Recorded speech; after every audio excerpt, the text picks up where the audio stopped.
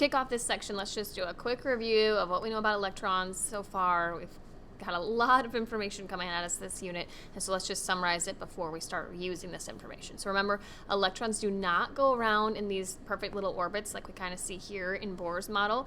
Bohr's model still gives us a great analogy. It still simplifies it for discussion, but we have to just remember they don't perfectly go in those circular orbits. Instead, there's regions around the atom that we call orbitals. Okay, those orbitals, just a little definition here for you, is the three-dimensional region around the nucleus that tells us where the electron is likely to be. It's not going to be a perfect circle. We'll start talking about what those orbitals look like here soon. So just with the line we missed here, electrons exist in certain regions within there. That's described by what we call the quantum mechanical model. So that's the one beyond the Bohr model, and it's what we consider to be our current model of the atom. Okay, we're on a journey to be able to write something called electron configurations, but in this section we're just going to kind of get more of the broad conceptual overview of what we're actually doing, and we have to build some foundational pieces to do that. So the first one is we need to understand something called principal energy levels, which will often shorten just PEL. You can probably figure out why.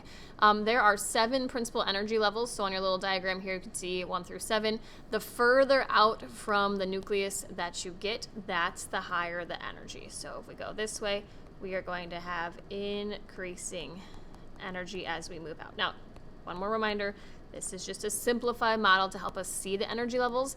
The Bohr model is great for discussion because it's a lot easier to visualize, and some of the premises are still the same. Okay, so as we just labeled on our diagram there, the energy increases the further you get from the nucleus. You could kind of think of it like you're climbing up a ladder, and the higher up you get on the ladder, it's going to take you more energy and you'd fall down a lot further. Okay, so these would be our higher energy levels. That probably doesn't make sense. And then our lower energy levels there. Within each of these energy levels, then, we are going to have something called sub-levels, and that's what we're going to go to here in the next little section, chunk.